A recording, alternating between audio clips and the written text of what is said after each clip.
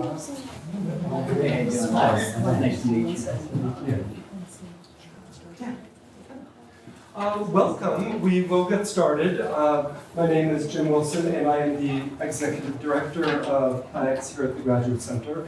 And on behalf of CLAGS and on behalf of the English program who's sponsoring this event, I'd like to welcome you all, and in particular thank Carrie Hintz for doing all of the main organizing work. So we appreciate that.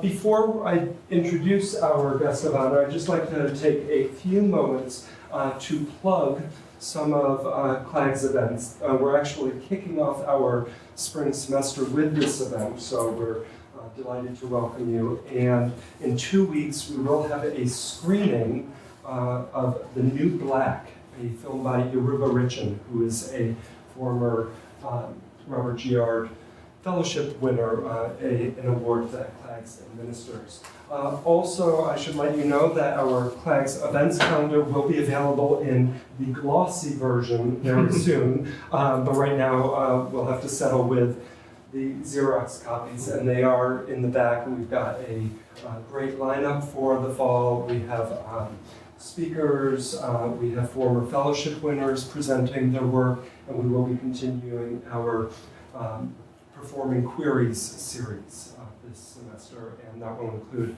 a talk with Peggy Shaw, a performance of a play called Unnatural Acts about the Harvard scandal in the 1920s, and Mark Crowley, the playwright of The Boys in the Band, will join us in May for a conversation with some performances from his plays.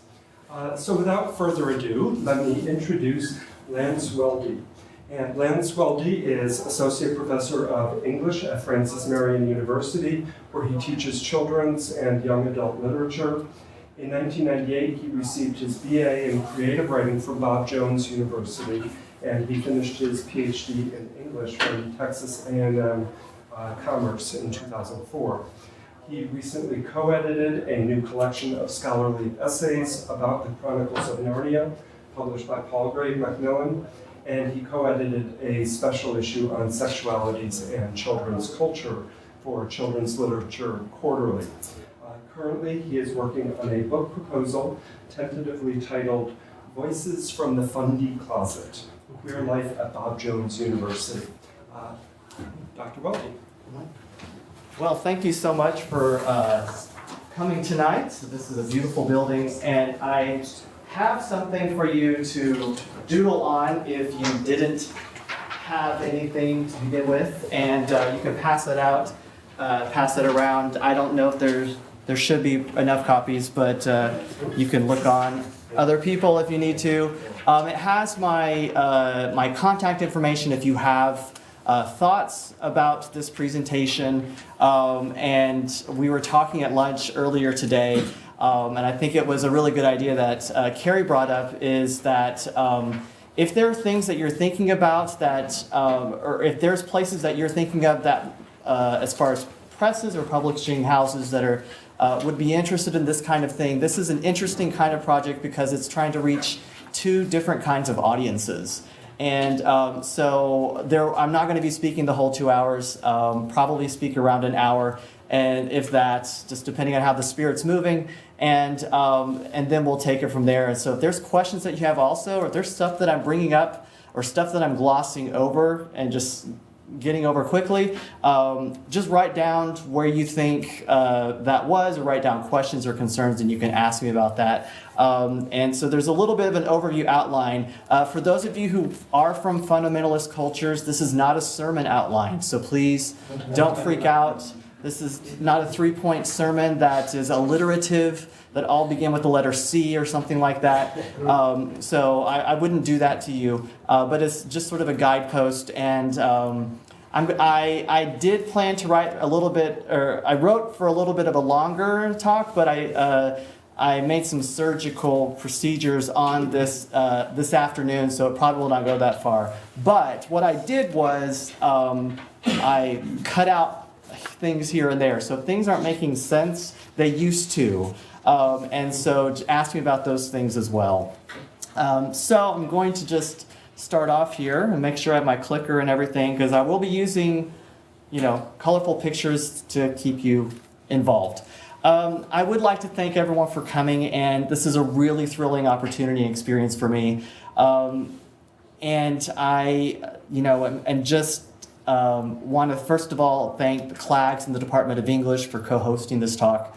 I think you're doing a wonderful thing here. I really want to send a special thanks to Dr. Carrie Hintz, who has been instrumental in setting this up from day one. Last year we met and talked on a plane coming home from a children's literature conference, and it was then that I told her about my experiences writing a 5-part blog growing up in a fundamentalist household, which included getting and then attending and then getting expelled from Bob Jones University because I was gay. And you can see here up on the screen, this is the blog post. If you just go to bjunity.org and then start looking around there, you should be able to find this under the Who We Are section. But I did a 5-part piece back in October of 2012. So even though I published that piece way back then, it still at times feels a little bit weird expressing verbally or enunciating that I'm gay. And as I understand, this talk is live streamed, and I'm looking at you out there, and it will be uploaded as a video shortly. The traces of the fundamentalist part of me trembles a little bit, probably because that gay part of me was such a fight to deal with, was supposed to be suppressed, was supposed to remain my private struggle until it eventually, sometime in the vague future, would go away. But as I've gotten older, I've experienced firsthand the discursive power of enunciation. Right now in my young adult literature class, we're reading David Levithan's classic novel Boy Meets Boy, which you can see here up on the screen. And in preparation for that, my students read Roberta Treitz's discussion of queer discourses in teen literature. Specifically, her analysis of the lesbian novel Deliver Us from Evie felt personal when she says, only once Evie self-identifies as lesbian, only when she proclaims her queerness and enunciates and affirms her identity, does she begin to seem happy. And in a very public way, part of what I'm doing solidifies what I began with the blog back in 2012. And I definitely feel free on this side of fundamentalism. But something that has been a part of your life for 30 plus years is not something that one can divorce from very easily. And this is what I hope to talk with you about tonight, how being a fundamentalist rendered itself an unlikely lens through which to view my being gay. So I'm going to totally play into the stereotype of Kathy Griffin, the gay card. I don't know if you ever watch Kathy Griffin's TV shows, but the very first thing that she says almost every time is, you came on a good night. And I would say that you guys came on a good night tonight as well, because Bob Jones is back in the public eye, at least as far as the New York Times is concerned. I don't know if you picked up on this. February 11th. Never a stranger to controversy, this time BJU made it to the New York Times after the university hired a Christian consulting group called Grace in 2012 to investigate its handling of sexual assaults, and then fired the group recently, just weeks before the final report was supposed to be given. I think Dr. Camille Lewis prefaced, in her preface to her expunged final chapter that didn't make her book, which is called Romancing the Difference, Kenneth Burke, Bob Jones University, and the Rhetoric of Religious Fundamentalism, what she says there really resonates well. She says, BJU has so resisted criticism from the inside and out for so long that they simply perceive private rebukes as compliments and public critiques as embittered jealousy. You're just jealous. Any change they make is only pretense. So afraid of being vulnerable, their frames of acceptance have hardened and are chipping away. And so it seems to me like this whole separatist and invincible ideology is one of the primary queer elements of BJU that I will be talking about more in depth. But before I begin more in depth with what this university is, I have to tell you something. I think it's funny. I don't know if you will. I don't know how all of you are, but I have a one-track mind. And what I mean by that is I have a difficult time multitasking when it comes to working on multiple projects. So 2 weeks ago, I was trying to finalize a chapter for a book I was contributing to, which is an anthology of essays about fame and celebrity in youth culture. I don't know if you recognize what's on the screen, but judging by your audible sighs of disgust, I think you know what is on the left. So don't judge me, but my chapter is on the phenomenon of Honey Boo Boo. My academic background is in children's literature, and I've really gotten interested in the representation of the sexualized child. So while I was working on that chapter, I also found that I had the Bob Jones University project in this talk in the back of my head, and it was hard to compartmentalize my thoughts for what I want to do. Oh, I want to do that. No, I can't. I've got to focus on one thing. But sometimes it was almost like what I was reading could be applied to both projects. So what do Honey Boo Boo and Bob Jones University have in common? Well, on the surface, they look like they have nothing. But part of my focus on Honey Boo Boo was the question of the sexualized child and how we as adults feel compelled to protect children from that system while perpetuating and participating in sexualizing them at the same time. I came across a passage from Peter Coviello's article, The Sexual Child or This American Life. And he discusses our adult and parental desire to cast children as asexual beings. He says, quote, "It's clear then that a belief in a child's sexlessness tells us several comforting stories about ourselves. It suggests an absolute limit to our permissiveness, and more intimately, it suggests that kids belong to us and that they may choose to abandon us as our dictates only when we say so, and only according to the terms we have prescribed. So you're a child, you are asexual as long as I say you are. And when that happens, it'll be because I say you're no longer a child." So right as I read this passage, I wrote in the margins, yes, exclamation point, especially in fundamentalism this happens. I think this is a great place to start the discussion about queer life at Bob Jones University, especially in how it illustrates how the founders and powers that be at BJU intended and constructed the university. Anyone who peruses the BJU student handbook must admit that there is an element of young adult infantilization inherent in the system, in which, as Bob Jones III said in his foreword to the 97-98 student handbook. And I'm going to be referring a lot to the student handbook from 97-98 because that's why I was there, that's what I had access to, and I think there's a lot of interesting things there. But basically, the president at the time said that he wanted students to be like the majority who seek to understand the rules, and through their submission to authority, learn that growth in godliness can never happen when one is in a state of resistance and antagonism to the authority God has placed over him. In other words, in light of Coviello's claim about instilled asexuality, Bob Jones University expects its students to live a sexless life on campus. It assumes that they belong to the university and that control lasts under the university's terms. If at any time the student child seeks independence, like by listening to rock music or something, he or she is labeled antagonistic and rebellious and would receive punishment. Their desire for spiritual and, by extension, physical control on campus is quite palpable. Throughout my talk, I'd like to keep that metaphor of the infantilized asexual, but perhaps budding heterosexual, grooming you to get married, Bob Jones student in the back of your minds, especially in how the university controls and seeks to control and guide sexless, heteronormative social interaction. Obviously, to the outside observer, which I'm assuming some of you in here have never heard of Bob Jones University before, you might be curious about what it is, where it is, and all that stuff.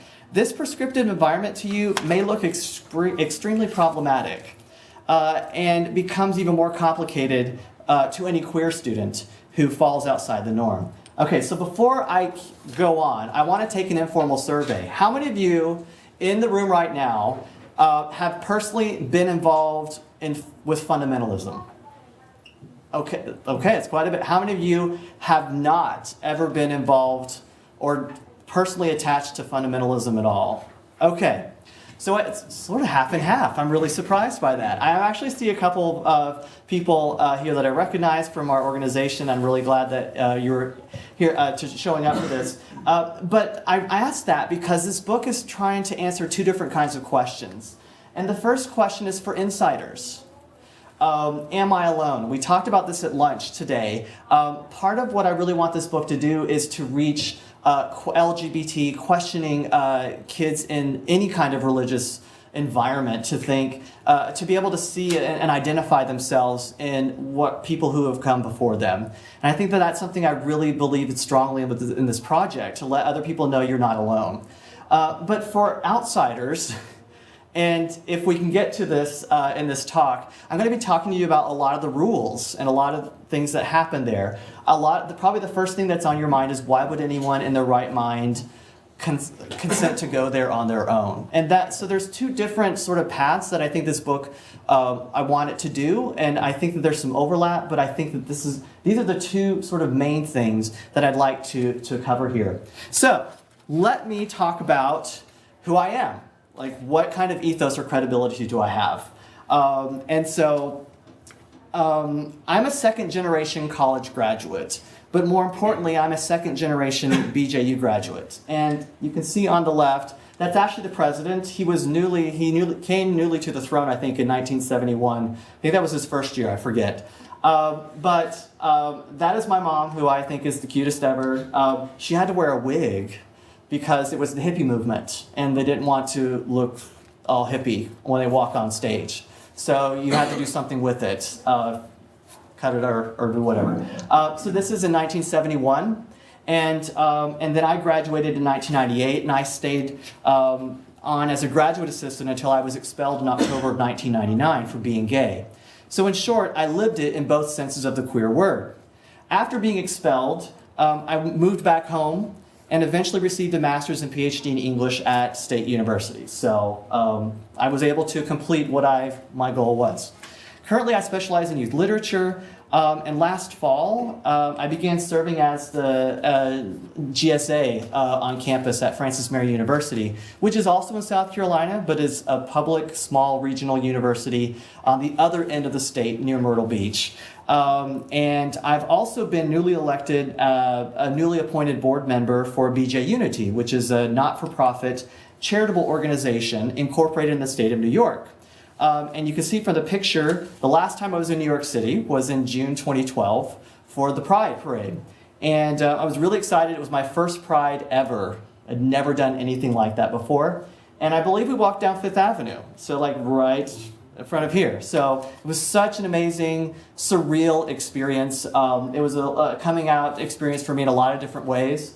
And so bjunity.org is the organization that I'm belonging to, and trying to, talk to people in the fundamentalist environment from this area specifically. So,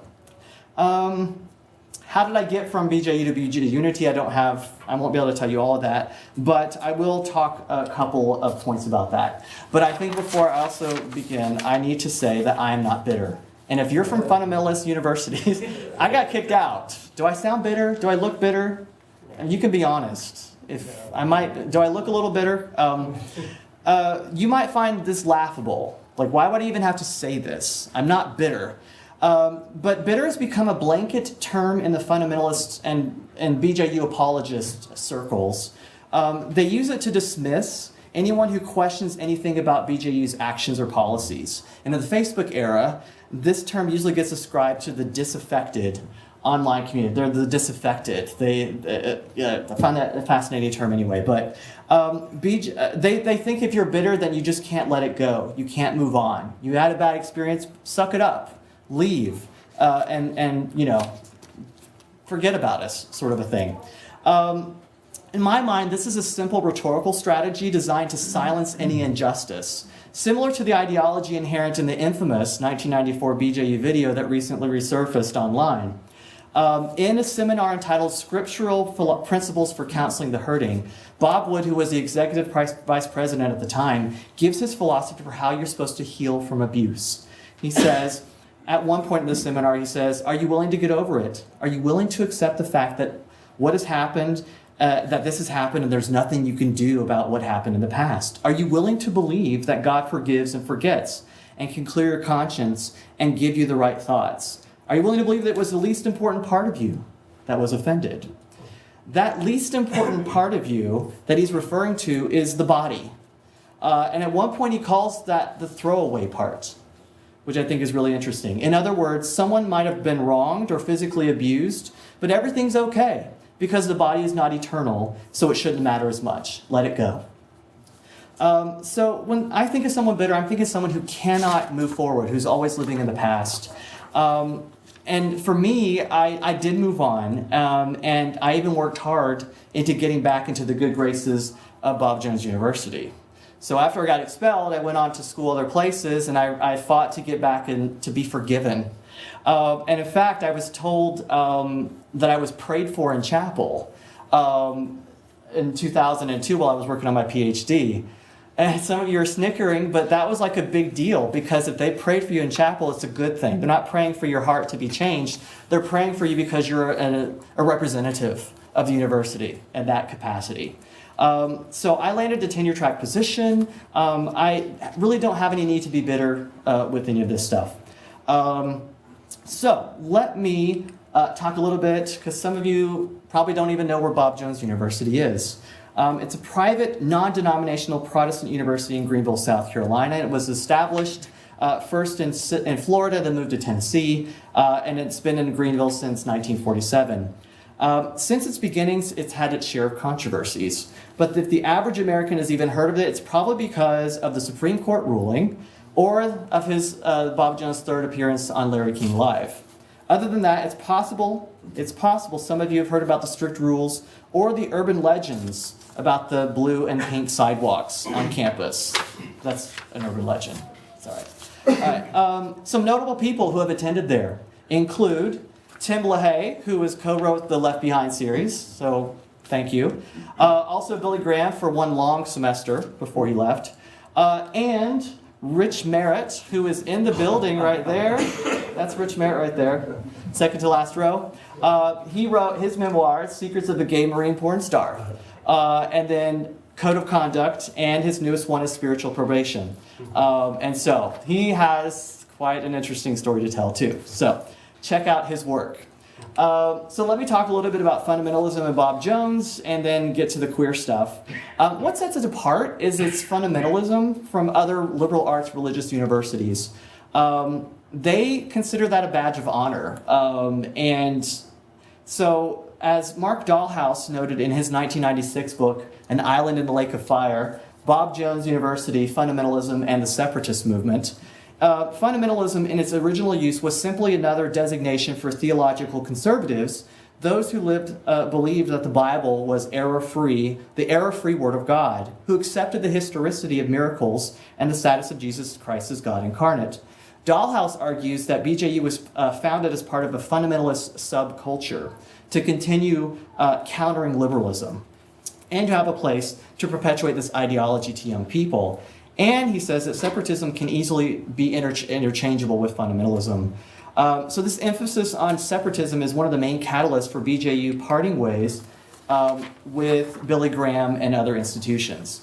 But does this word fundamentalism to you or to other people carry that same cachet for BJU in the 21st century? Dr. Camille Lewis, who was associated with Bob Jones from 1990 to 2007, both as a student and faculty member, notes that much has changed in the fundamentalist landscape. Hardly any conservative evangelicals, if any, describe themselves as fundamentalists anymore. That label was gone from the local Greenville, South Carolina pulpits and even the BJU chapel platform. At one point, let's come up with the new word. And he said, biblical preservationist, but it didn't catch on. Virtually none of, this is Camille Lewis talking again, virtually none of my students wanted anything to do with the doctrine of separation. From my vantage point, something had changed, and I didn't think I could publish my dissertation without exploring this rhetorical shift. The question about the fate of fundamentalists is taken from a preface to her last chapter of her book, but she had to take it out because she was critiquing the dean of students, one of the dean of students' books, and that was not going to look good for the university. And so she wound up, through a series of events, leaving the university. But that final chapter has actually been published in the Journal of the Kenneth Burke Society. So I'm going to move on and talk about what is so queer about BJU itself. And when we think about the word queer, because it's integral to my whole discussion, I want to talk about it just for a second. As Michelle Abate and Kenneth Kidd note in their introduction to Over the Rainbow, the word queer, which first emerged in English in the 16th century, means strange, unusual, out of alignment. And as you could probably tell from just a little bit I talked about with the university, their prioritization of separatism certainly qualifies BJU as falling under this particular definition of queer. They want to be set apart. It's a source of pride for them. In addition, Dollhouse says, in their zeal to come out and be separate, Bob Jones's not only developed a critique of American religion and society, they also attracted a constituency from other people. Beginning, and this is highlighted a couple of different things here because there's a way that they disseminate and advertise and campaign. How do they get students is the big question. Well, you can see here, beginning with the evangelistic contacts of Bob Jones Sr. and continuing through the work of his son, the spreading of alumni throughout churches, Christian day schools, and on, they have this national support, this national network that I think is really interesting. And I think this passage not only emphasizes the queerness of BJU, but it also demonstrates just how BJU attracted the following. That's how I got there, because I came from those roots and through the church.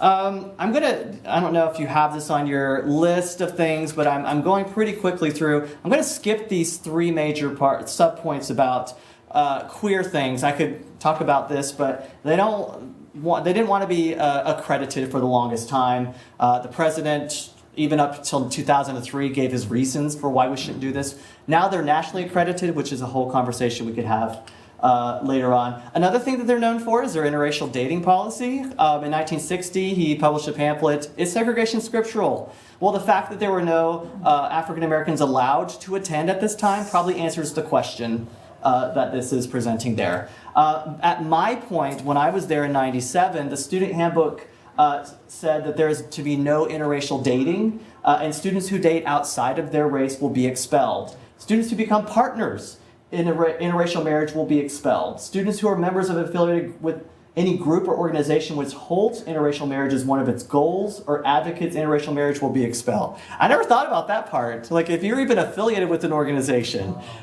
you will be expelled. Okay, so don't do it, apparently.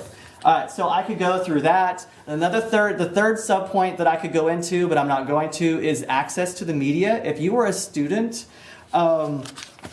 you were told expressly, and this is from the handbook as well, that you were not allowed to talk to the press. If the press comes to you, you refer them to the liaison, the public liaison department. This department is in a position to answer questions accurately and to speak officially for the university. So this actually happened to me because in 1997, Bob Jones Jr. died. And I really bought into the celebrity. I was really sad. This is me in a creative writing class or a poetry writing class, and there he is being a little stinker. But this is the university. When he died, it was very, very chaotic on campus. People came from all over the community. There I am in front of his casket. That's a little morbid, but I was torn up. I was really sad. So anyway, after the ceremony, a reporter from Greenville News came up and talked to me. And I thought in the back of my head, I'm not supposed to do this. I'm not supposed to talk to the press. But then I thought, I can't get in trouble for this. Well, I got into the paper at the very last part of a Greenville News from 1997. I said good things so I didn't get in trouble. I think that they could understand that the press was going to be there. It was an unusual situation. But anyway, they really wanted to control. They wanted the control of the dissemination of information to the media, which I think is really, and they still want that control. If you look at their latest handbook, which is accessible online, the 2013-2014 student handbook, they had to come up with some social media rules. Anything you say has to be favorable to them, and if not, you could get in trouble. All right, so those are three things we could go into, but I want to talk about my experience and my Fundy queer experience, and then I'm going to go into talking about my experience at Bob Jones specifically. If you're not familiar with fundamentalism, half of you seem to be in here, which is really cool. They have a lot of standards. They obviously believe the King James, most of them believe the King James Version is the only true word of God. All other translations of the Bible are the work of the devil, or some variation of that. It's meant to be taken literally, so the KJV is inspired, inerrant, infallible, and the supreme and final authority in all things. They also believe homosexuals are perverse, evil perverse. This is from John Shore's blog. Just giving a rundown if you've never heard of fundamentalists before. Who despise God and they should be kept away from society. There is no appreciable moral distinction between homosexuality and bestiality, incest, child molestation, or rape. Okay. Some other Fundy no-nos. I'm not going to read through all these things, but one thing that I would add to this list is no dancing.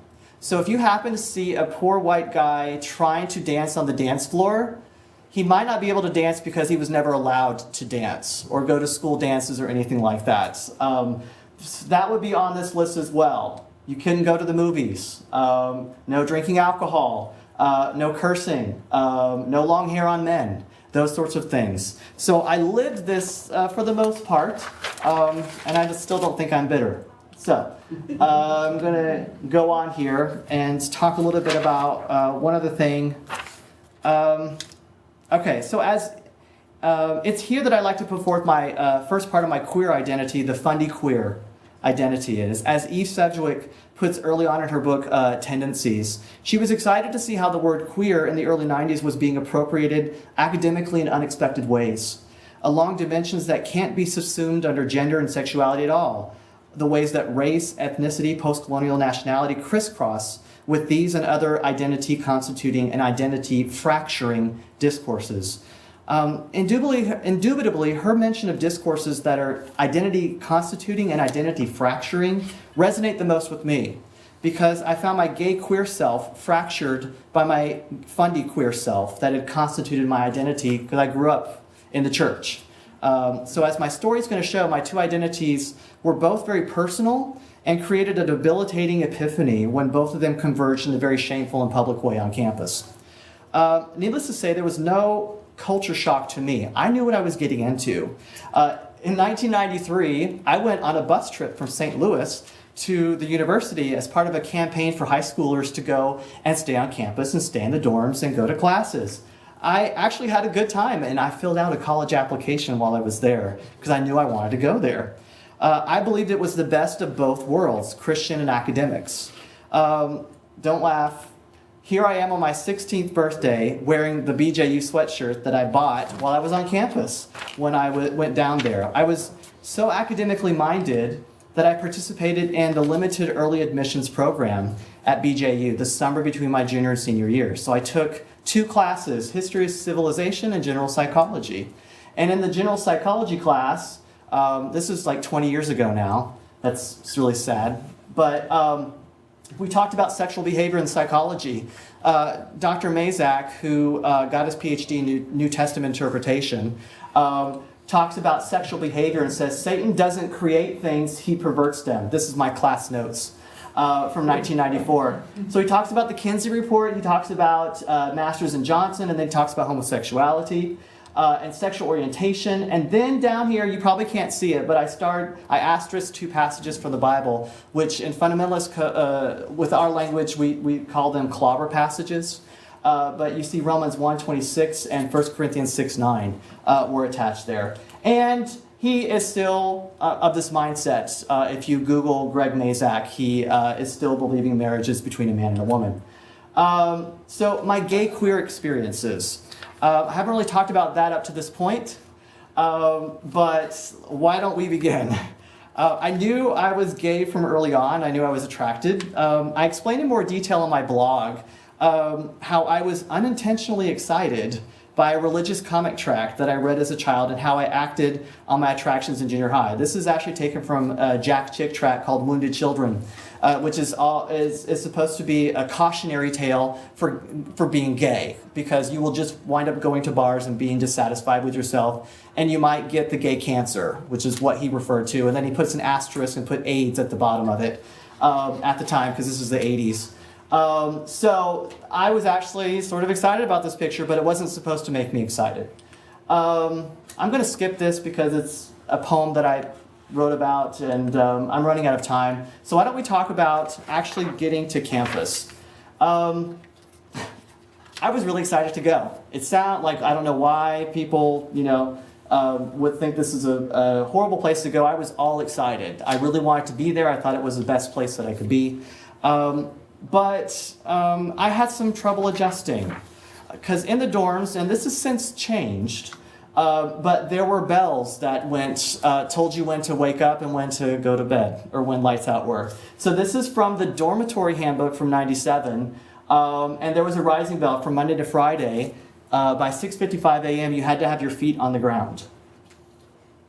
If you lived in one of the beds that was right on the floor, you could just put your feet on the floor and maybe get away with it, depending on your hall leader. So lights out was by 11. There were lots of other interesting things here, but anyway, I really enjoyed my time. It was a relatively small campus. I knew I was expected to have a girlfriend, so I began to wonder how to find one and find the courage to ask her out. Fortunately, BJU promoted itself as the opportunity place, which I always interpreted as referring to dating opportunities. And so outsiders may be even interested to know that Bob Jones was so obviously pushing us to date that they had a designated social parlor, we called it the dating parlor, in the student mall area, and it required us also required every Greek literary society, which is the BJU version of fraternities and sororities, to have a dating outing. So once a year, your society would have a dating outing where you could go and take that special girl with a group of other couples and be off campus and do something special. You might even be able to hold hands, but that might be pushing it. So they had a social parlor that you could do and not do certain things. Couples may not slouch on the couches. Day students who didn't live on campus are under the same dress and conduct regulations. Couples may study together but should not bring typewriters or printers to the parlor. Okay? Mixed groups may work together on projects. All students must use the main entrance. The stairways to the back entrance was not supposed to be used. All right, so I want to show you some pictures of this place throughout the past couple of decades. So we have from the 50s to present day. You probably can't really see the darker picture, but this was a designated place for you to go and get to know that special person. You could play games. When I was up there just playing games and group activities, there were phones up there that you as a couple could call parents and get to know the parents of the person you were dating as well. That was also something very special. Yeah, it was all planned, right? If your parents approve, it's all good. I thoroughly enjoyed and actively participated in the literary society that I joined. I actually chose the one that my dad was in because I thought it was going to be really cool. There were specific social events that happened once a year, and it was one of the only instances I knew about where one could actually hold hands. And I was also asked throughout my undergrad years to the occasional little dating outing from a female friend, but it never really went anywhere.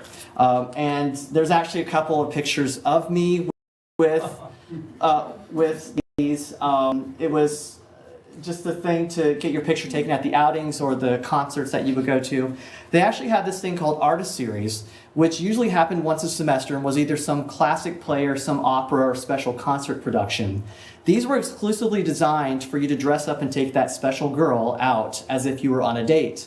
See, I brought flowers, and I brought Skittles too, because that was cool to bring candy too. Even though you weren't supposed to bring it into the main theater place, you just sort of snuck it in.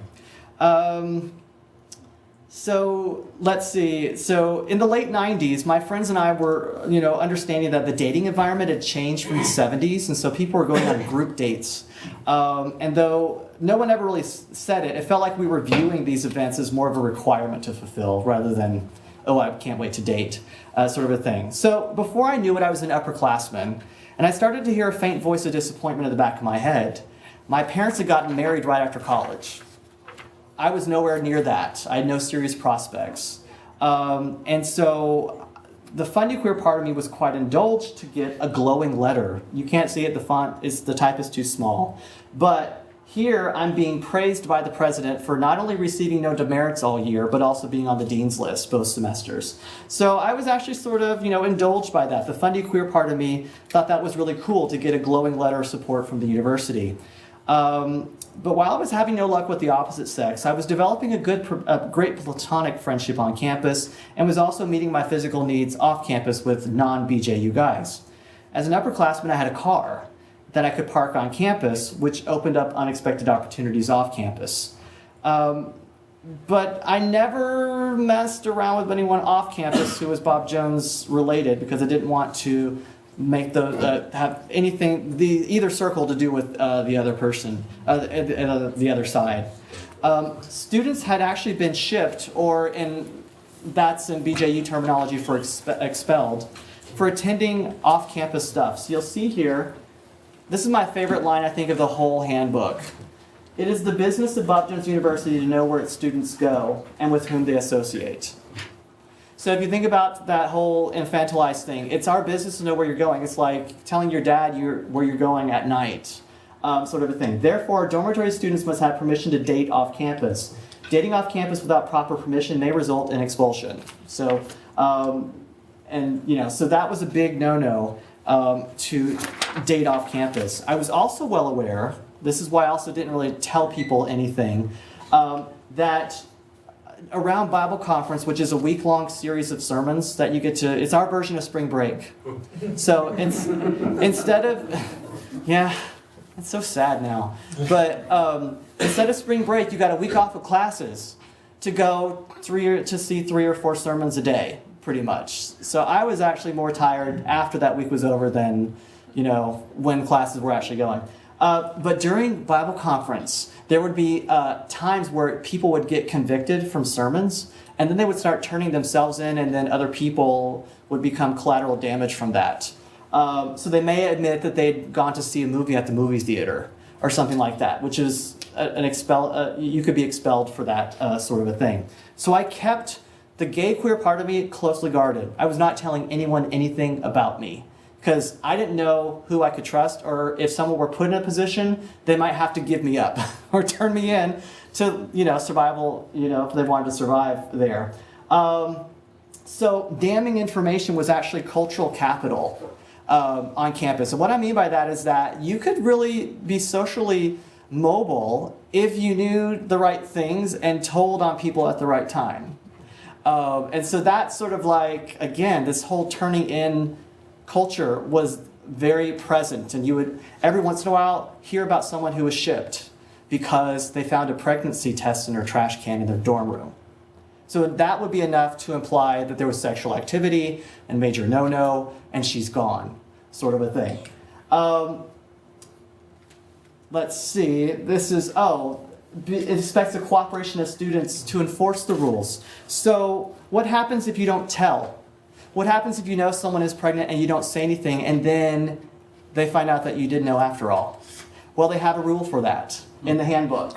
Bob Jones expects the cooperation of students in developing respect for and enforcing the rules of the institution. Any student enrolled for 1 year or more, I guess it's because the handbook is so overwhelming with all the intricate rules, you were going to give a pass if you were just a freshman. But if you were there for longer, and if you know or suspect that another student intends to violate any rule of the school and you don't attempt to check the violation, or who covers another student's wrongdoing by failing to have the matter brought to the attention of the proper authorities, you will be considered disloyal and will be disciplined. And it could be up to any student who encourages or aids another student will be expelled if that other person gets expelled too. So I knew, I don't want to know what you did last weekend. Because if you were at a party unchaperoned and then I know about it, I'm stuck. Because then if they find out I knew, then I'm in trouble as well. I could get expelled or shipped because of that. And there was no way I was ever going to go talk to a dorm counselor about anything, because that would have me red flagged as someone who has spiritual problems, who needs to have a kept eye on, that sort of a thing. Because every dormitory had a dorm counselor who was basically a Bible major, who was a graduate student who was like a year or 2 older than you, and you were supposed to go to them for spiritual problems, for spiritual help. I think I'm going to go skip over the ideological stuff, and I think this is interesting about accepting corrections. We were always told that God's place was the special place for you, so any actions on their part, you had to take with a smile, sort of a thing. So this is from the handbook, page 16. The most distinctive mark of a Christian young person is his ability to receive correction graciously. Proverbs mentions this as a characteristic of a wise person. The only acceptable response to a correction from anyone is a simple apology or thank you. Rachel, your skirt's a little high. You need to hem that skirt. Thank you. Thank you. I didn't realize that. Or, you're showing a little bit too much there. Thank you. I'm so sorry. So there are ways you're supposed to accept it, especially if it's from a spiritual hierarchy where the people are over you. You're supposed to be really gracious about that. Also, it's really hard to see here, but this is in the back of the dormitory handbook, I think. There's an evaluation form. I never did this before I went to Bob Jones, but I got evaluated by my work supervisors and also my room supervisors, who was in spiritual hierarchy over me. There was a leader in each room. And the first thing they were concerned about was your spiritual life. And you had to make sure that you can see you probably can't see, but there's 4 different subcategories under here. It includes how often one attends church and other ministries, and how often one makes, quote, his spiritual life a priority matter in his life, end quote. So it's no wonder that the ideological messages that BJU instilled, both in the classroom and the chapel, served as a mean to perpetuate this division among myself. I'm not going to tell anyone what I'm really doing.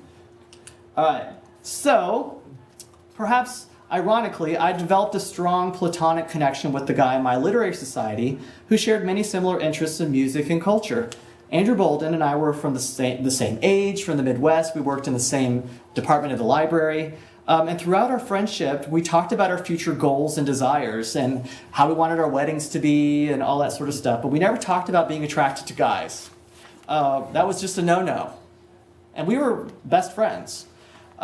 Suddenly, during the second semester of my senior year in 1998, I received startling news from someone I was very close to on campus. She basically told me that she was hearing unsavory rumors about Andrew and me.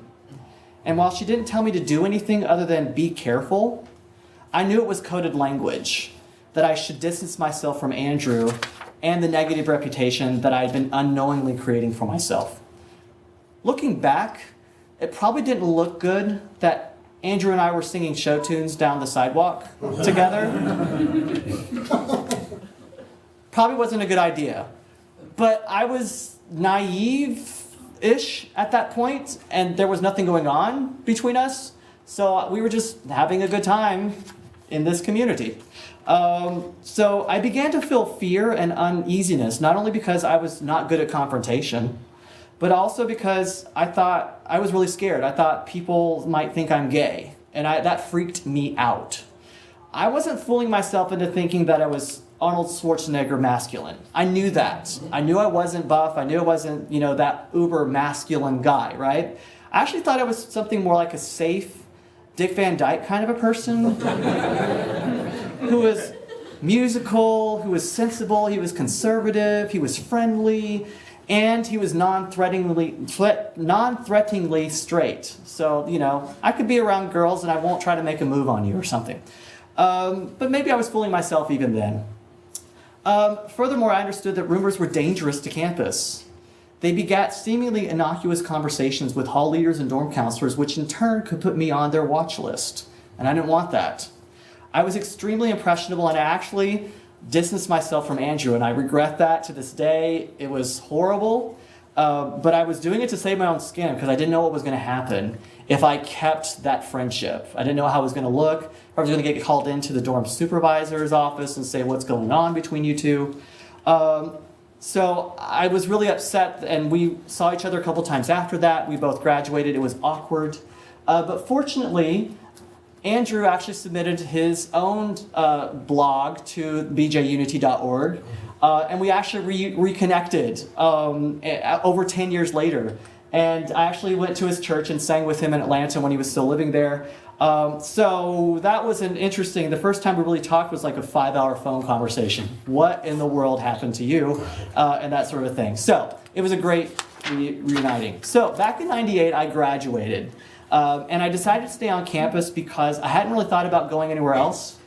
And I still wasn't married. And that was one of my goals. I needed to be married. I needed to find one. Maybe I could find a graduate student, who we could get married and that sort of thing. So while my Fundy Queer set aside my endeavors on that, my gay queer side was searching for more information about interactions within the gay world. So there was a Blockbuster movies video store down the road. And I had a TV, as a graduate student, I had a TV and a VCR, and I had one roommate. And it was a lot more freedom. You actually had locks on your doors as a graduate student. You don't have locks on your doors in undergraduate. So I would check out a lot of gay-themed movies.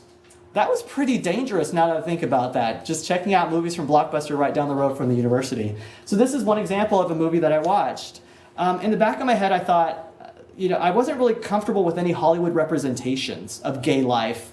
In the back of my head, I thought, I don't want this life. Nothing good can come of it.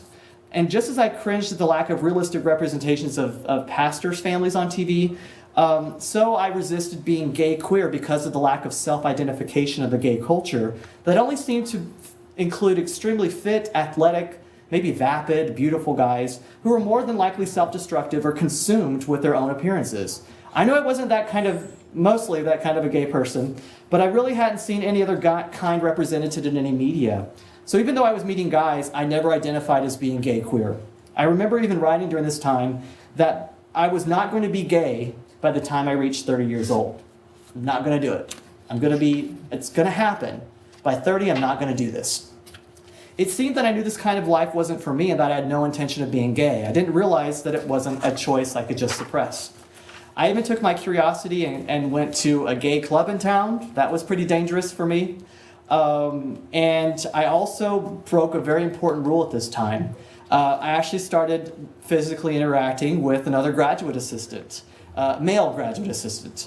And I remember the first time those two queer worlds were colliding, it freaked me out. I was physically shaking because here is someone who knew me, who knew my name, who knew where I lived, who knew what I was. And it was scary. It scared me, sort of a thing. My mental state became even more conflicted when I got a visit from my parents in January of 1999. I didn't realize it was a kind, discreet intervention until I was in their hotel room and they asked about the gay websites I had visited on their computer when I was home over Christmas. And see, I have a theory, just as an aside, I have a theory. There are some tells. I think that there are tells in kids' lives that parents might pick up on. You get caught some way, shape, or form. I had a couple of tells that my parents knew that I was gay, but we just, for whatever reason, chose to deny it because it was easier that way. So it was a gentle confrontation, but I freaked out. I came up with, actually my dad caught me with this movie when I was in high school. I checked it out from the public library. I told him I thought it was the Glenn Miller story. And so,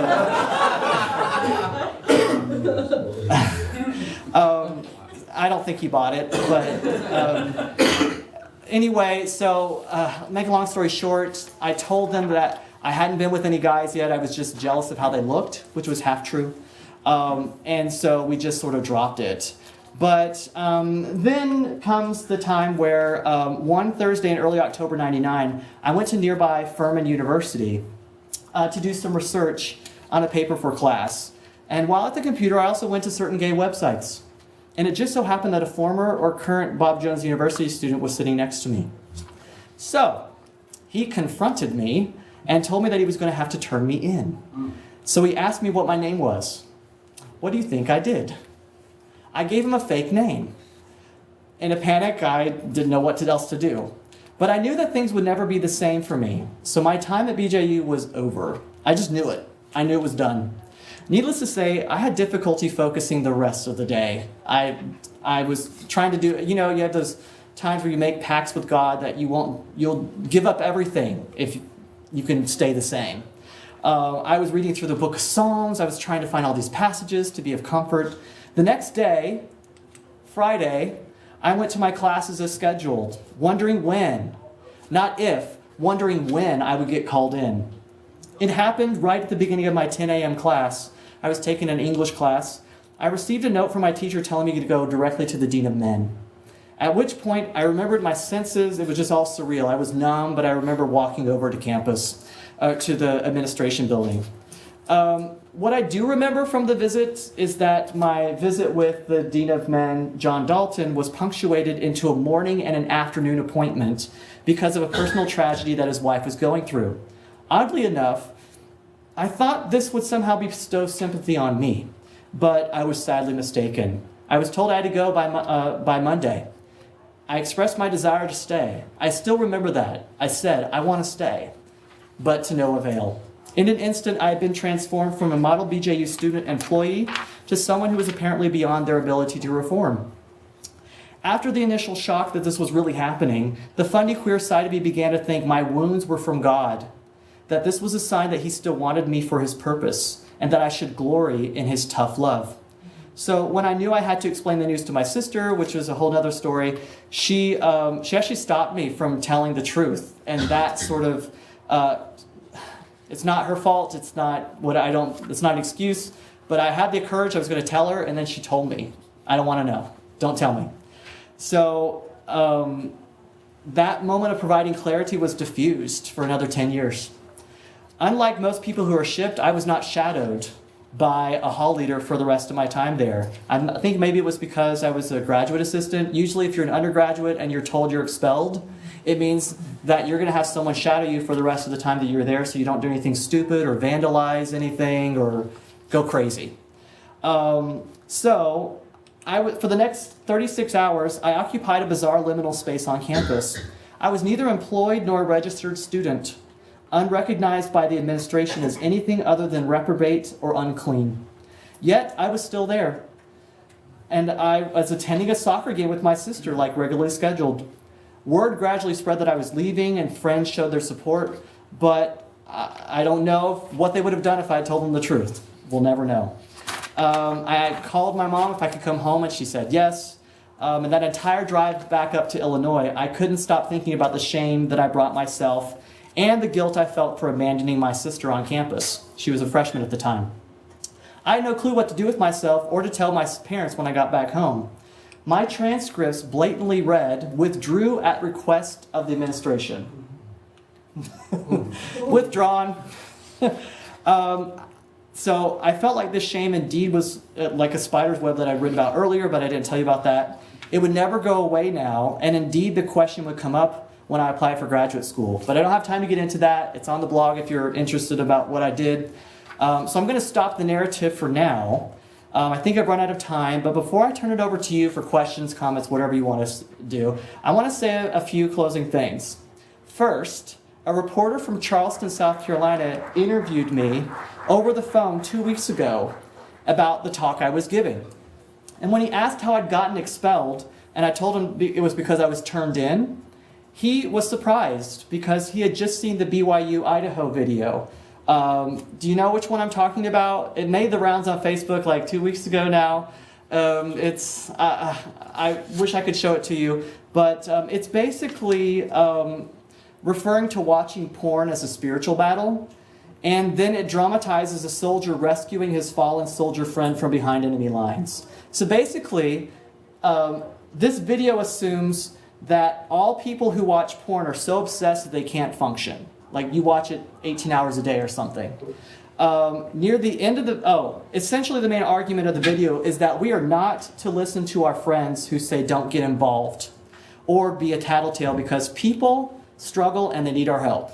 So in the video, his roommate doesn't say anything, but then near the end of the video, a concerned friend is shown in front of the administrative office. There is the concerned friend who is witnessing him behind the enemy lines. And I just think it's unintentionally homoerotic. If you see him licking his lips, he like takes a long look, he puts the binoculars down, and then he licks his lip. Like, what are you supposed to do with that? What were the videographer thinking at this point? Like, that's probably... So he looks, and then he licks his lips. And then he gets involved. He goes behind enemy lines. And so basically, then it's back to real world. He's in his room or whatever, and he's trying to convince him to go talk. You can't really see it well here, but at the end of the video, we see the concerned friend is shown in front of the administrative office where we assume the struggling young man will get proper counseling. Because you see the door closed, and the young man is going in with the counselor of sorts. At the very end, well, some people say the video implies, if you have a problem with, if you see someone who has a problem with porn, lend a hand, is probably what that's saying. But at the very end, In an unintentionally homoerotic fashion, the wounded soldier gives a thankful look across the room at the guy who helped him. So, I mean, we could go into about how this is really unintentionally funny and comedic and homoerotic, but I really hadn't thought about this, what the reporter said, because the message from BYU Idaho, not BJU Greenville, is that you should do your struggling peer a favor by taking him to the administration for help. I think BJU would like to think that they're that way, and they actually had a week-long sermon, chapel messages in November of 2013, specifically on the topic of homosexuality. And I read through all the transcripts, so they say that there's hope, but they say there's also a struggle. And the very last day was a Q&A, and one speaker mentioned that Christians can have freedom because sin doesn't have dominion over them anymore. As evidence of this, he talked about a guy he was counseling who finally overcame the sin of self-gratification. What does that mean to you, the sin of self-gratification? Well, this is actually a book I bought from the Bob Jones University campus bookstore. It's called It's All About Me, The Problem with Masturbation. So apparently that's a big no-no too. And I guess, he used self-gratification as like an akin to homosexuality. But in the Q&A, they said they answered questions from the students, and one of them was, what do I do if I think I'm gay? What should I do? And actually, he said, if you're struggling, we'd love to help you. Another said, I don't want you to feel the threat that if you say something to me, it's going to go viral, or it's going to kick me out of school or something. We're here to help you grow in Christ-likeness. But he was quick to backtrack and say that this is one of the touchy things where I can't speak on behalf of Bob Jones University. Because he's like, I just gave people a free pass. As the latest handbook says in Appendix F, Bob Jones University believes that any form of sexual immorality, such as adultery, fornication, homosexuality, bisexual conduct, bestiality, incest, pornography, or any attempt to change one's biological sex, is sinful and offensive to God. So obviously this is still on their list of things. I myself was, in the next paragraph down it says that those known to be unrepented practitioners of sexual sin cannot remain in a Christian assembly. I really wasn't given a chance to enunciate my repentance, and I question their changing that policy anytime soon. So, I know what you're thinking. Why would anyone want to go to Bob Jones University? It's crazy. It's a little crazy. I don't know what you think now that I've told you all this. If someone knew about all the restrictive elements of this environment, who in his or her right mind would willingly attend? That's probably the most common question we get from both BJU loyalists and outsiders. Akin to this question are statements like, if you didn't like it, you should have left. Or, you went willingly and you agreed to abide by the student handbook. And that's where I'd like to transition to my goal in this book project. Because questions like these are what I hope that my book project can help provide the answers for, at least from the queer community. For my book proposal, Voices from the Fundy Closet, Queer Life at Bob Jones University, I've gotten permission from what I believe is a good representative sample of writers who have posted their stories on the BJ Unity blog. Once I get the green light, I would of course like to include more stories. I couldn't fit them all on here, but I got a good sample. But for now, I think that these writers give a good indication of the diverse backgrounds and motivations for attending Bob Jones University. My next step now is to go through the proper channels in submitting a proposal. And like I said at the very beginning, if you'd like to offer suggestions on who would want this sort of a thing, let me know, come talk to me, email me, you have that on the handout, or I can tell you about that. And so on a broader scale, just quickly, I'd like to say, from my some answers people give is that some are forced to attend, some go because they don't really have any other option, some are misinformed, and some go because they're just earnestly and willingly want to go. I know for me, I bought into the idealism, and I believed in this. I believed in the ideas and the system. All right. So finally, as I was deeply entrenched in my research on Honey Boo Boo, I came across an article by Susan Kanabe, who in her essay on the sexualized child briefly referred to the child as a palimpsest. I had to look this word up to fully understand the meaning. You probably have heard this word before. A dictionary definition said that it is a manuscript or piece of writing material on which the original writing has been effaced to make room for later writing, but of which traces remain. From what I understand, this happened in the medieval ages when parchment was scarce or expensive. I thought, wow, that's an amazing metaphor and one I'd like to think more about. But I also think it can relate to this discussion, as I have been describing my identity as both fundy and gay queer. I think this talk for me tonight is serving as a meta-narrative of sorts. And what I mean by that is that by my enunciating my past and embracing my gay queerness, I may not be completely erasing my fundy queer past. As I said before, that's not easily done. But I think I'm making enough space available on my own narrative so that I can start rewriting what I'm comfortable with. And in that sense, I'd like to think that the best is still unwritten, or maybe in this case, rewritten. Thank you.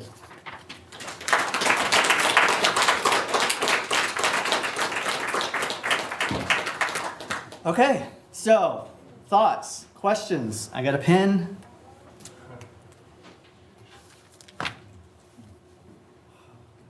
Yes? Do you miss it at all? Do I miss what? The experience of being on campus, that life, I don't know. Well, I mean, the community, well, you know, they tell you that your undergraduate years are the best years of your life, right? And it's all downhill from there. Because you have to grow up, you have to pay bills, you have to whatever. There are parts of it that I think about fondly. There are parts about it that I think about ironically, like I think this is funny in an ironic way. There are parts of me, though, that the farther I'm removed from it, the more uncomfortable I get. And thinking, you guys don't want scrutiny. You feel that you're above this. And again, I'm not bitter. And I think I had a lot of good times. I made a lot of good friends and made good connections. Some of them are a little bit uncomfortable in the direction that I'm going with all this and have felt that they've had to separate from me in certain ways.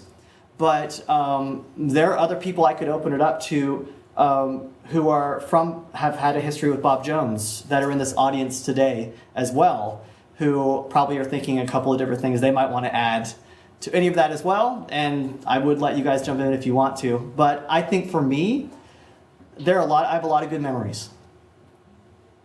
That's a good question. Yes? Where's your family at with you being gay and queer? My dad just called me the night before I flew out here, and he's not a phone talker, first of all, and he doesn't call. So that was like, my heart started pounding. I came out to my family in Christmas of 2011. And so this is a new thing that we're all sort of struggling with. I just say, for the sake of time, it's still awkward. But they have shown that they love me. And my dad said on the phone, we actually had our first real sort of conversation about why Bob Jones is probably problematic, sort of a thing. And we didn't agree, but at least I could express my opinions and he could listen to them. And, you know, he's not an incorrigible man or anything like that, but it was difficult. My dad's a full-time pastor in the full-time ministry. My mom was the piano player at the church, so we grew up in church. And it's tough. But at the end of the phone call, he said, I still love you. You can still come home. All the sorts of things that were great to hear. Thank you for telling your story. I just have a comment. I don't think Bob Jones is any different from being raised in any type of household. I grew up in a strict Catholic, authoritative kind of household. So hearing your story, being told that the lesbianism or being gay is a sin, it's the same concept. And I just wanted to know, how is it that this university just stayed under the radar without any, I know you said there was no media, nothing. How is it that they just stayed under the without anybody coming in and saying, no, this is wrong?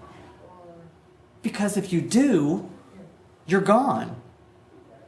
They had this after my dad was there. My dad was a hall leader And I said, Dad, did you have the Speak to Me box when you were on campus? And he said, no. And I said, the Speak to Me box was in the student mall area. And basically, you could write anything you wanted on that card, and the administration would read it, as long as you signed your name to it. So it was designed, I think, in spirit to say, hey, what are you guys thinking on campus? Is everything okay? Did you not like that, that meal you just ate at the dining common? Or do you think this, is there room for improvement? But he actually said, one of his fellow hall leaders wrote a message, or wrote a message to the president and said, I didn't really agree with something that you said from the chapel platform. And I said, well, what happened to him? And he said, well, he was no longer a hall leader, but he could still graduate. So he was demoted from his spiritual position of leadership, but he could still graduate. So you can't, it's a system where anything that you say that might be constructive criticism is not construed that way. It's considered rebellious. So as far as flying under the radar, they like to be separatist in a lot of different ways. It did make national news. Supreme Court, they went all the way to the Supreme Court about the interracial tax exemption sort of a thing. So they've made news every once in a while, but I think they'd like being under the radar in a couple of different ways. I think it benefits them. But it's a culture where you can't really ask those really deep questions, ideological questions, because it's just construed as rebellion. Yes? I want to talk about the mindset of the true believer of Bob Jones, and thinking about God Loves Uganda. Are you familiar with that movie?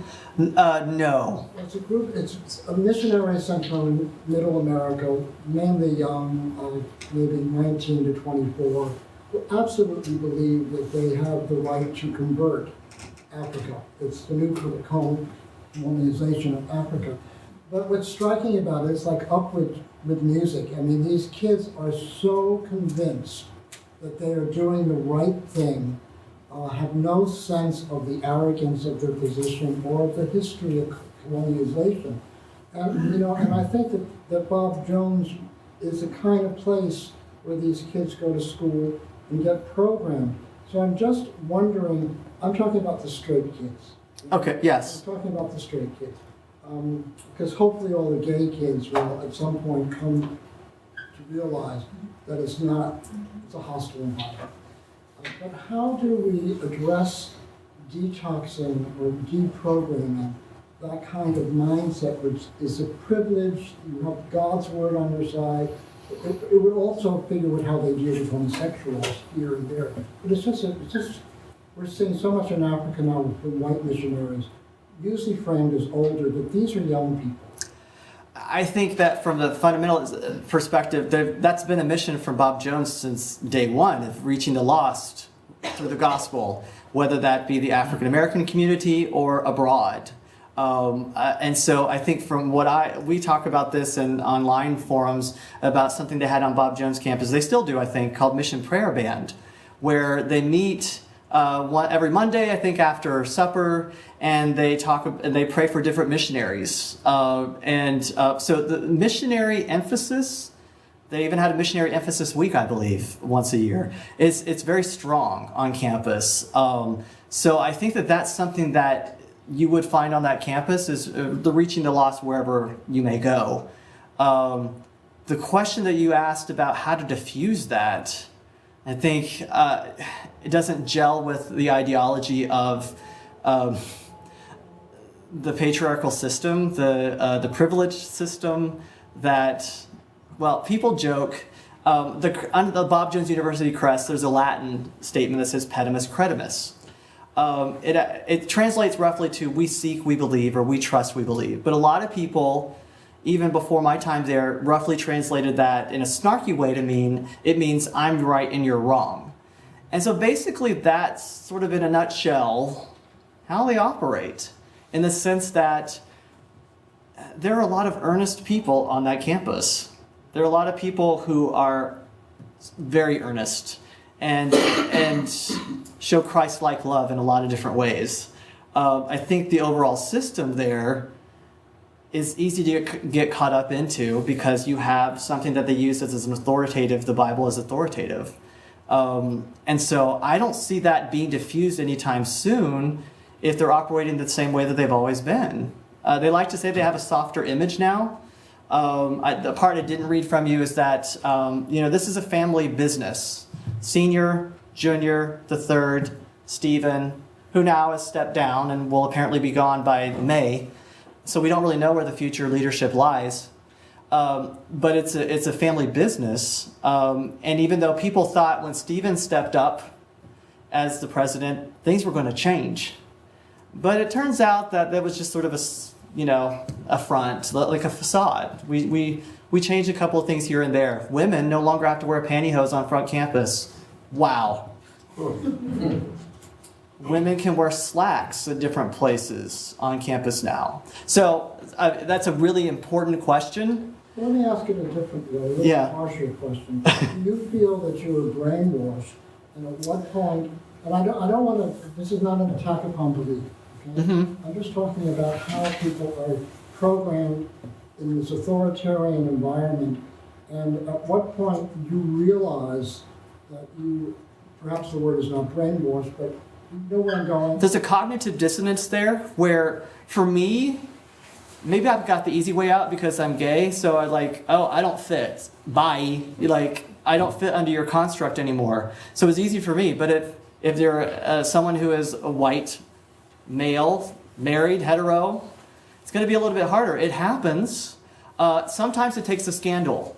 For example, I think it was 2012, right, the Do Right BJU campaign, where the Tina Anderson scandal from, was it 97 or something like that, was being brought to light. Basically, she was raped and then sent off to another state to have the baby in a hushed way. But when it came to light, some of the straight hetero males were like, that's not right. And it's happening again. It is happening again. We witnessed it 2 weeks ago in the Facebook's blogosphere on their own page.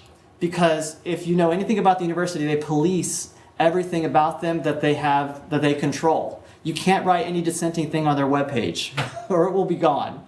But what happened 2 weeks ago from that New York Times thing, the Grace scandal, when they fired Grace 2 weeks before, however long it was before the report, people who were the defenders started coming out and saying, that's not right. That looks really bad. Why would you, for 2 weeks before that thing came out, why would you fire the people who are doing an outside investigative report that you hired, sort of a thing? So there are ways that can come out for certain people. The brainwash thing, we hear a lot. Were you in a cult? That word gets thrown around a lot. I wouldn't go that far, but the farther I'm away from that life, when every classroom building has a saying from the founder, the celebrity culture is really interesting with all that. So I would say for some people, the cognitive dissonance happens through scandal. For some people like me, it helps if you're part of that Appendix F. You're in the no-no list, sort of a thing. So I hope that helps. Angela, you had your hand up and then you had your hand up. Yeah, I was going to say that with that anti-gay environment there, did you at any point consider, well, this is not for me, I'm going someplace else where I am accepted? Oh, did I? Yeah. The thing is, I didn't identify. That's that cognitive dissonance where you can compartmentalize and bifurcate two different parts of your life. For me, it was working pretty well as an undergraduate because I didn't tell people where I was going on such and such a time because of the culture that I was aware of. And so because I didn't identify that way, I thought, and I got through this point, I just kept on thinking, I'm not gay and I'm not going to be gay by the time I'm 30 if I am, sort of a thing. So for me, I didn't even register as gay. So I was earnest and I loved the system. I believed in the system. I believe there are a lot of great things about it. So for me, it wasn't. Yeah, in the back. So I hear that your experience of oppression is really tied to this particular institution.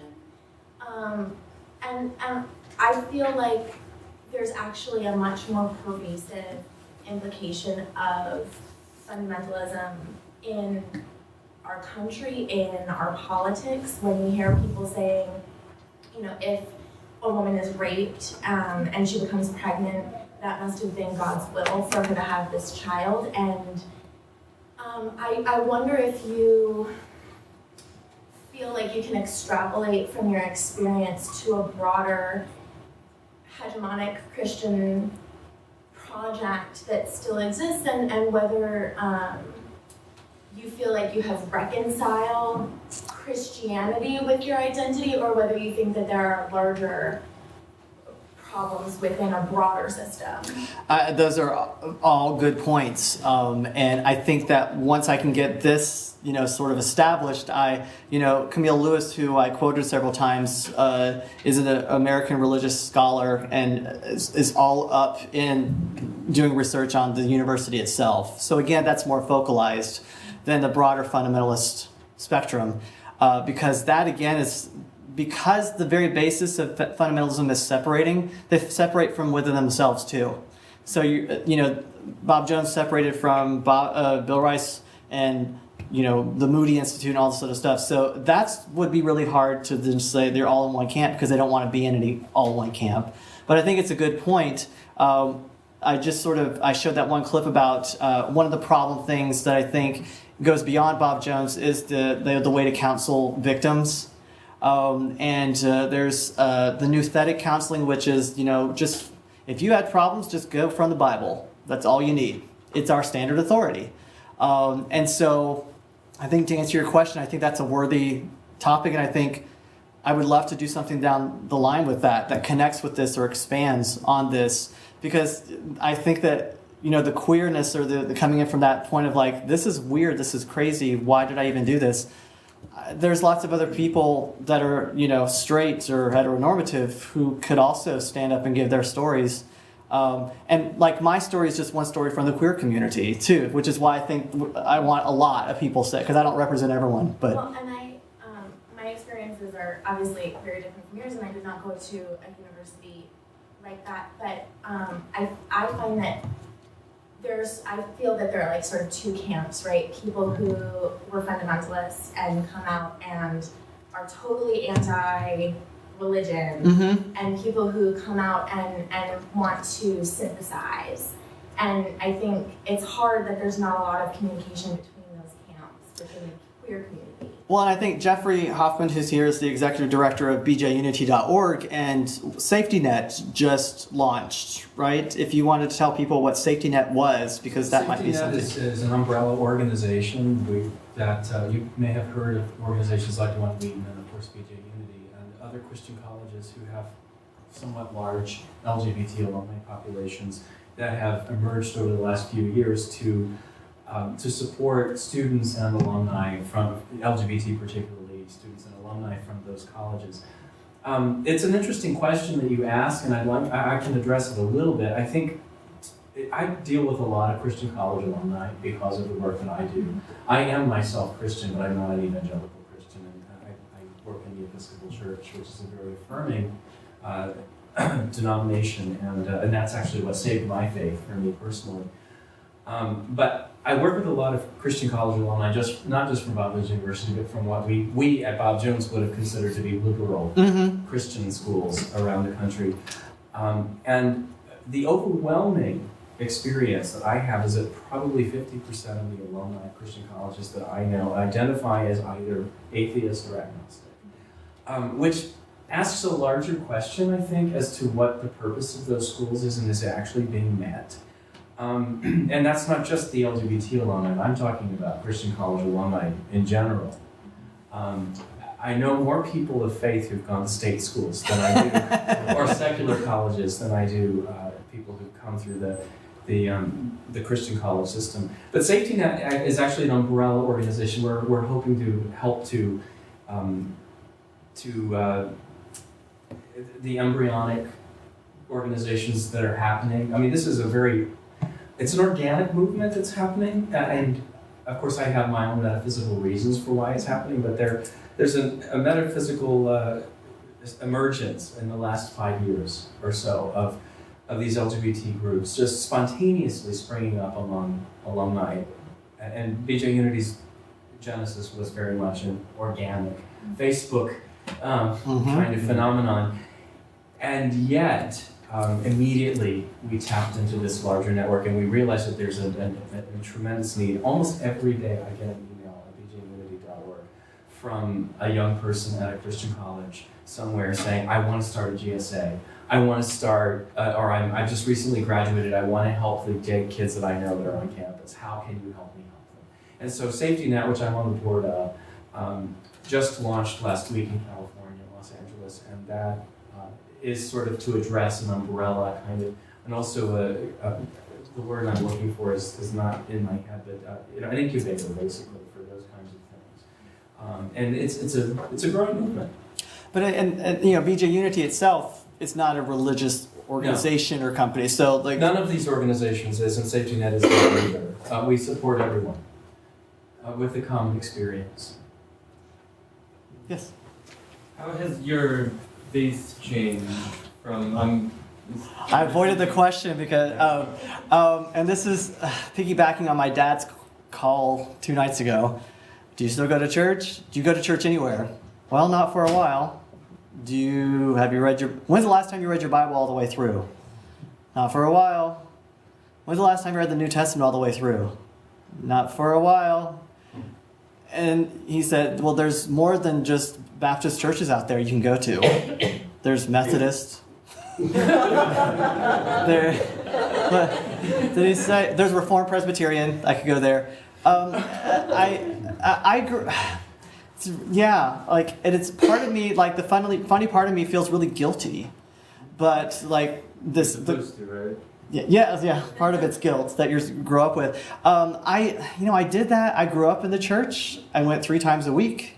I had a great time. I think it builds great community.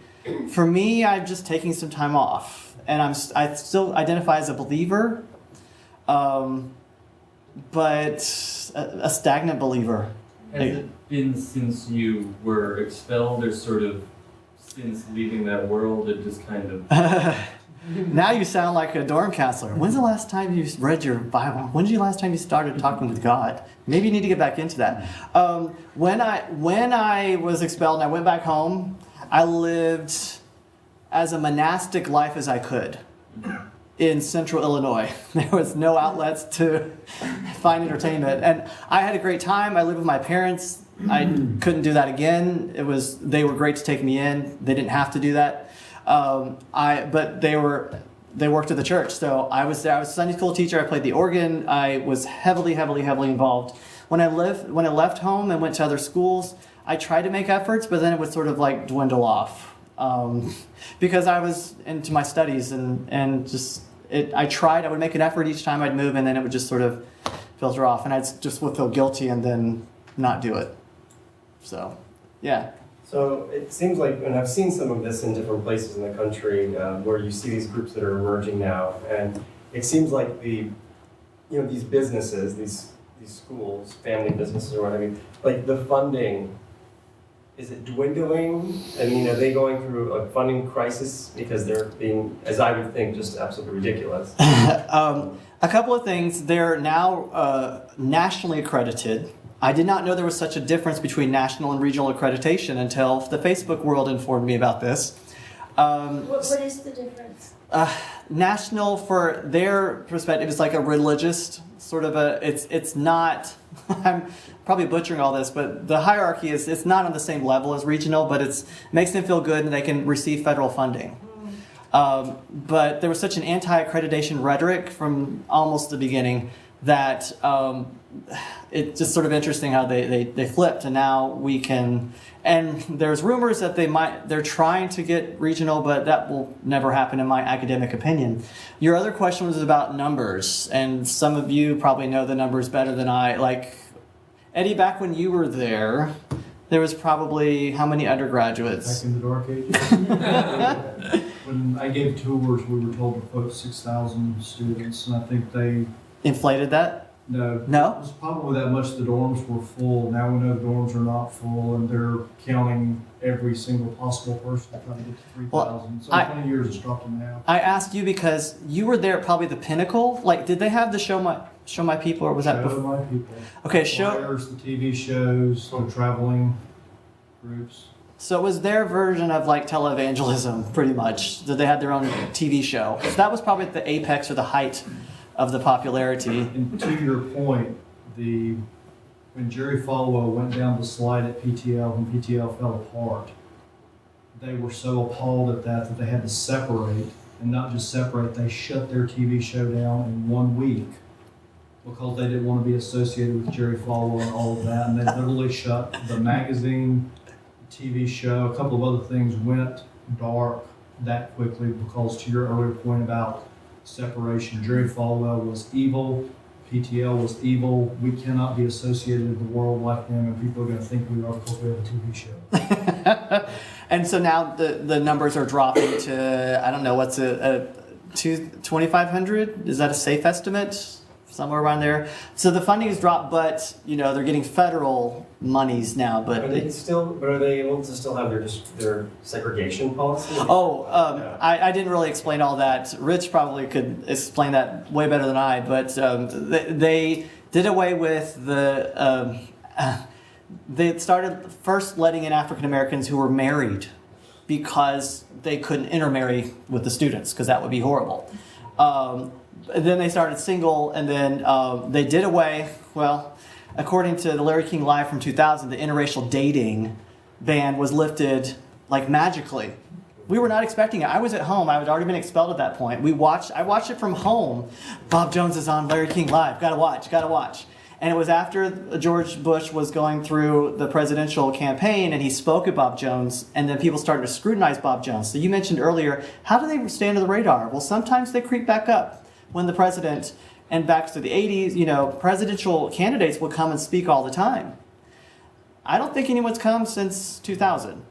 And so because of that, they scrutinized the interracial ban, and then he came on and magically did away with it. Much to, I don't know. Except you have to get your parents' permission to date. Oh, I forgot about That's how that. they lifted the standard. But they can get federal funding. That just seems wild. It's crazy. Yes, Gary. In terms, you're talking about the book project, but I was also wondering whether you were thinking potentially about a documentary project, because you had spoken at lunch about your desire to reach an audience outside of the usual academic circles. And I was thinking how best to get this out, and I was wondering whether film. When we were, this is also interesting. I was out to my family by the time I marched in the Pride Parade, but I wasn't out on Facebook. That sounds really funny and stupid, but it was in June, right? So I hadn't really come out with my blog until October, and that was like October 1st, I'm out. So it was funny because the documentary crew was there to get our signed, waiver release form for something. I was like, should I do this? But I'm like, I'm in New York with like millions of people or whatever. It'll be fine. But there was I forget who it was, who they were affiliated with. Marky Hancock, who's a member of One Wheaton, is actually working on a documentary about the emerging movement. That's who was there. Yes. Okay, thank you. That would be something I think would be really interesting, for sure. I hadn't thought even that far ahead, but I think that would be interesting. Yes. I think go ahead. In reference to the book project, I think it's a very good idea because the outside individuals who don't necessarily have grown up in a fundamentalist context, one of the things that's very powerful is as growing up, I used to go down south to Greer, South Carolina. Greer, okay. So I'm like, we go around and we go past, but that was the whole racial schizophrenic of a Southern. You have to be Southern to understand the kind of whatever goes on down there, and that was amazing as I grew up. But coming in contact, one of my best friends, one of my longest, dearest friends, 20 years old, grew up in a very fundamentalist family. And I'm from a total different world. But your book helps people who don't understand that, and he has helped me to really see a world that he grew up in. Because if you love somebody, you love somebody. Mm-hmm. In as a friendship, but you're conflicted by why do you go through that pain? You know, and it's not a statement of, it's more of a rhetorical, Mm-hmm. because I mean, I'm talking about crushing pain that would have me in tears, that, you know, not any of us who are experienced or openly gay, you can have these things, doesn't necessarily have to deal with the religion, but sometimes the type of schizophrenic, like love, and we represent the Christ, and the pain you can give to someone in your family is so horrible. And I have to step back and go, what is it that keeps you going?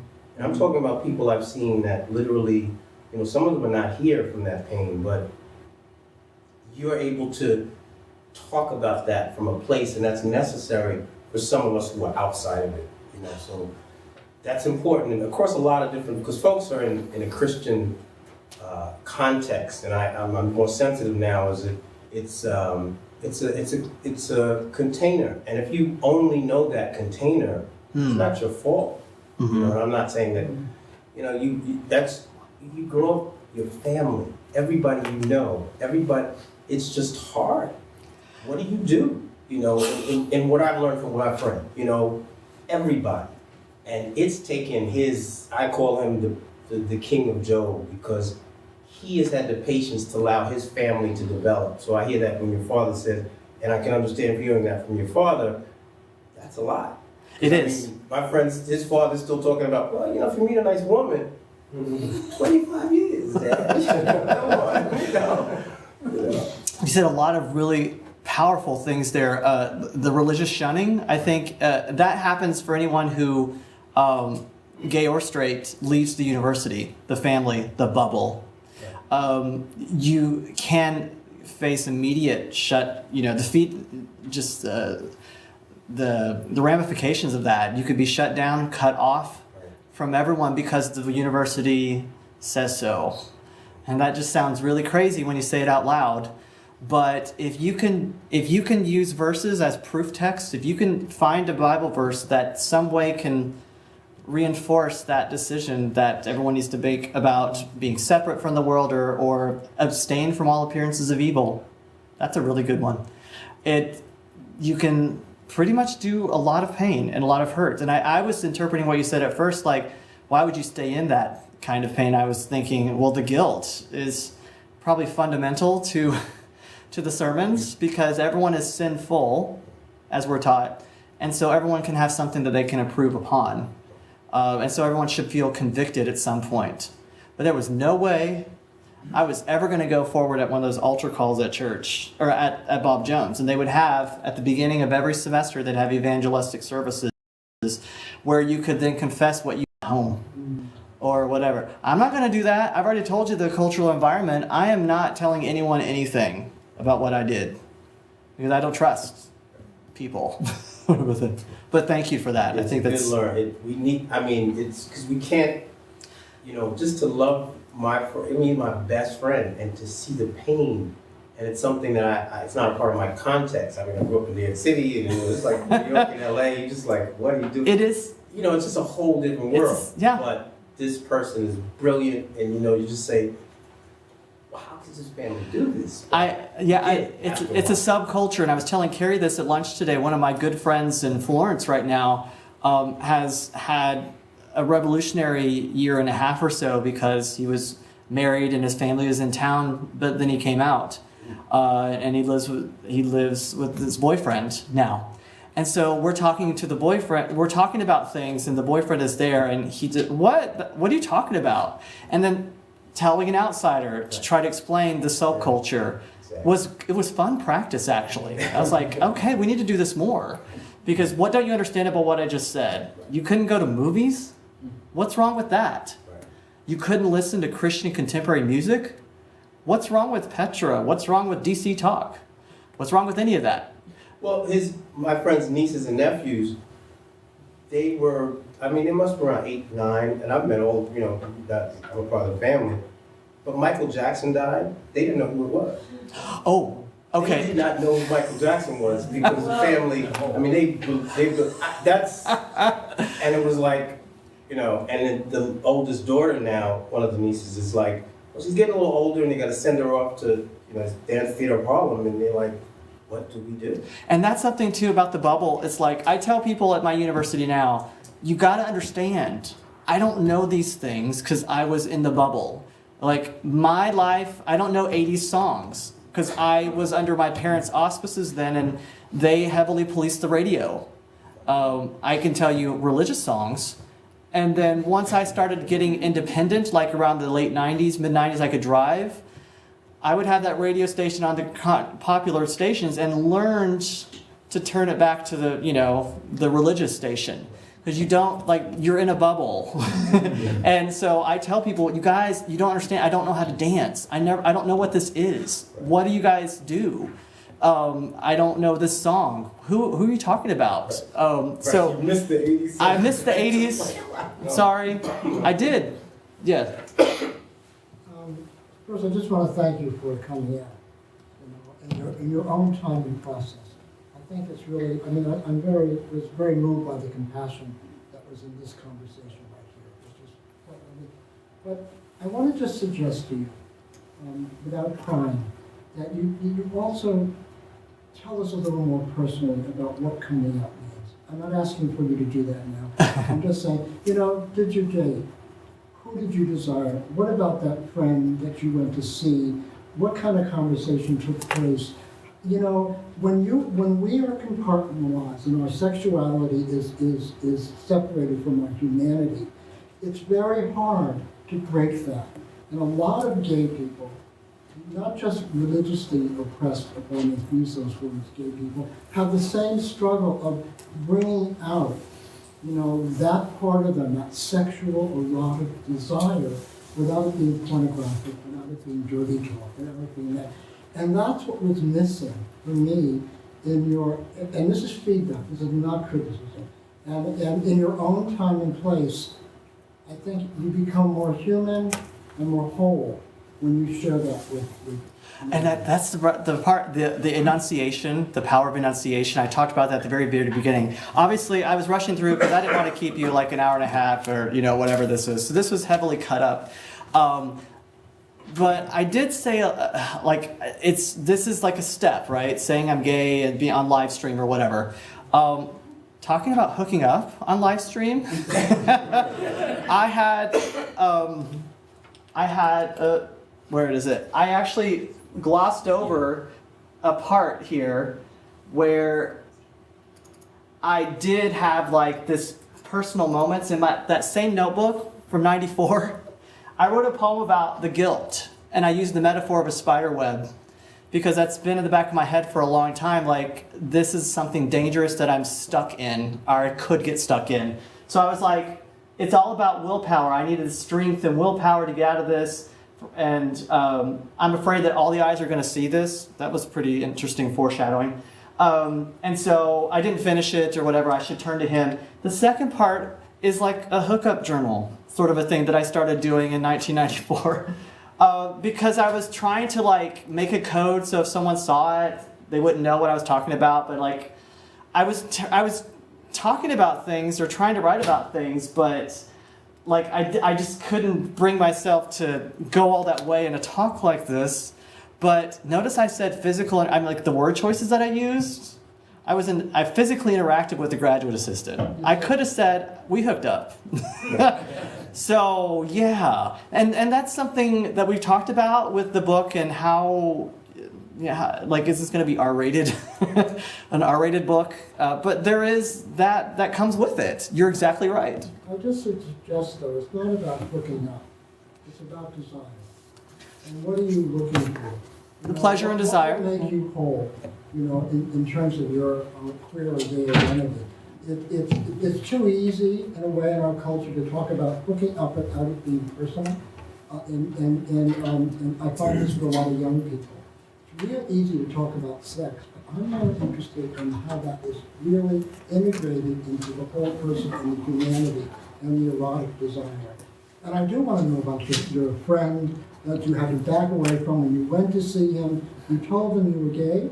No. You mean Andrew? Andrew. No, I said, I just avoided him until he came to me, and then I just said, people are talking. I don't want to see you 10 anymore. years later when you Oh, visited. yeah. Well, we didn't, because we never messed around or anything. And so we had like a 5-hour conversation, what's going on. But it probably didn't get with intimate details, but we had a lot to talk about.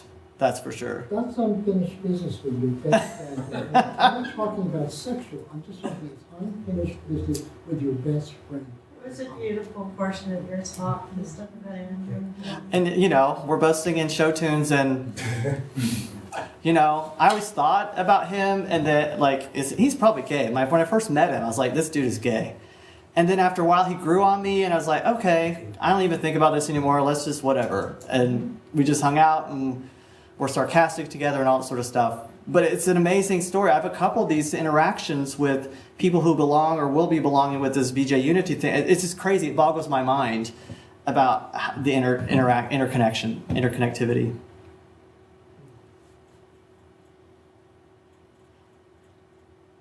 Okay, well, I think we've reached a point. So thank you all for coming out. I really do appreciate this.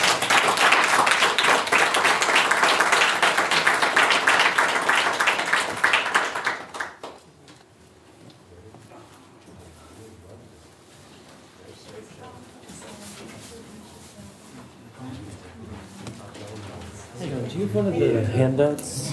I ran out, but I can email it to you. Can I write your email down? Yeah. I'll just put it up. Thanks for sharing. It's very educational. Yeah, thanks for coming. I'm Matt. How's it going? Nice to I'm meet you.